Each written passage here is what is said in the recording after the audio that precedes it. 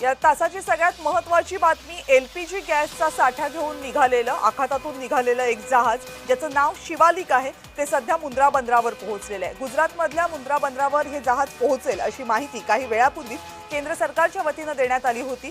त्यानुसार हे जहाज 5च्या सुमारास पोहोचेल असं सांगण्यात आलं होतं। हे जहाज पोहोचलेलं आहे। या जहाजामध्ये एलपीजीचा साठा आहे। आखातामधनं येणारी जहाजं होर्मुझच्या सामुद्रधुनीमधून पास होऊ शकत नाहीयेत, कारण इराणनं ही सामुद्रधुनीमधून कुठलंही जहाज जायला परवानगी दिलेली नाहीये। मात्र भारताची 2 जहाजं होर्मुझच्या सामुद्रधुनीमधून प्रवास करत आता भारतामध्ये पोहोचलेली आहेत। गुजरातमधल्या मुंद्रा पोर्टमध्ये हे एलपीजी जहाज पोहोचले, ज्याच्यामध्ये मोठ्या प्रमाणावर एलपीजीचा साठा आहे।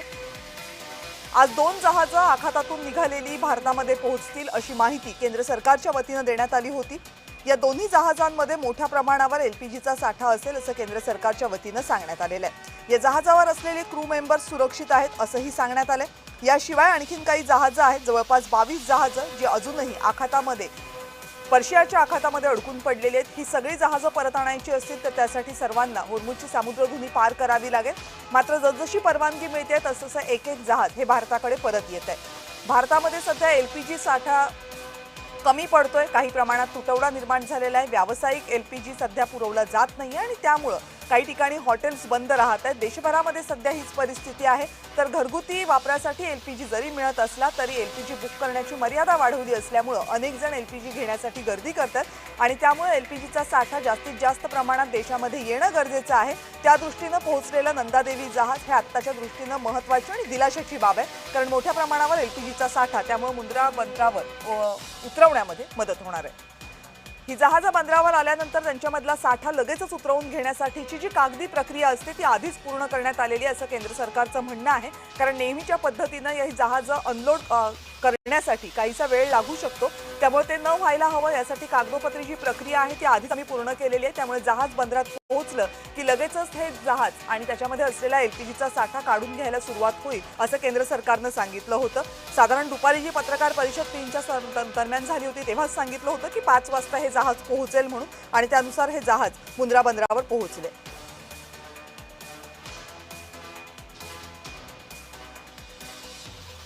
2 जहाजं येणार होती। एक जहाज भारताच्या दक्षिण किनाऱ्यावर पोहोचेल तर दुसरं पश्चिम किनाऱ्यावर पोहोचेल असं सांगितलं होतं। यापैकी पश्चिम किनाऱ्यावर पोहोचणारं जे जहाज आहे ते ऑलरेडी पोहोचलेलं आहे। सध्या एलपीजीचा साठा देशभरामध्ये पुरेसा नसताना हा साठा घेऊन आलेलं जहाज ही दिलाशाची बाब आहे।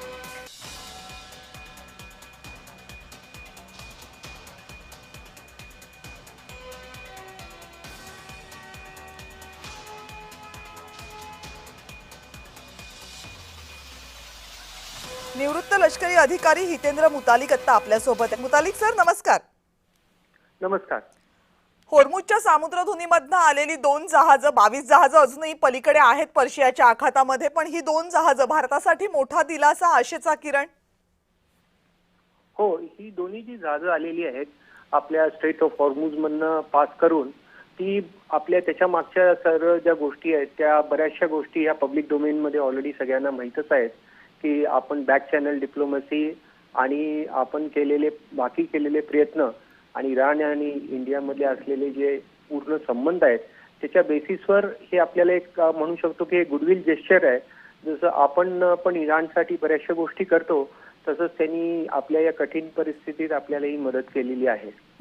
आणि हे एलपीजीचं म्हणतात ना की इझिंग ऑफ जे थोडंसं आपले कष्ट आहेत ते प्रोसेस सुरू झालेला आहे। पण अजूनही आपली बरीचशी जहाजं तिथे अडकलेली आहेत। आता ही जहाजं आल्यानंतर ती बाकीची अडकलेली जी जवळपास 22 वेसल्स आहेत ती सुद्धा येण्याचा मार्ग मोकळा होण्याची आशा निर्माण झाली आहे। हो, आता यामधनं ही जी कोंडी होती किंवा हा जो एक बॉटलनेक चोक पॉइंट निर्माण झालेला त्याच्यातनं हा एक पर्टिक्युलर समस्या आपण बाहेर काढलेली आहे आणि ती आता आपल्याला हळूहळू दिसेल की हे जे इझिंग ऑफ टेन्शन किंवा इझिंग ऑफ स्ट्रगल म्हणतो तो प्रोसेस सुरू झालाय आणि स्पेशली आपल्यासाठी एलपीजी आणि क्रूड या दोन्ही गोष्टी आता आपण हळूहळू आपल्याला त्याच्या समस्यांवर एक समाधान मिळेल। एक शेवटचा प्रश्न, अगदी काही तासांपूर्वी अमेरिकेचे अध्यक्ष डोनाल्ड ट्रम्प यांनी म्हटलं होतं की ज्या ज्या देशांना होर्मुझच्या सामुद्रधुनीमधनं आपली जहाजं काढायची आहेत त्यांनी आम्हाला लष्करी मदत करावी, पण जर आता भारताची जहाजं थोड्या प्रमाणात का होईना येत असतील तर भारताचा स्टँड काय राहील? अमेरिकेच्या राष्ट्राध्यक्षांनी जे म्हटलंय ते करण्याचं की सध्यापर्यंत आपण जी परिस्थिती मेंटेन केलेली आहे तीच करण्याचं?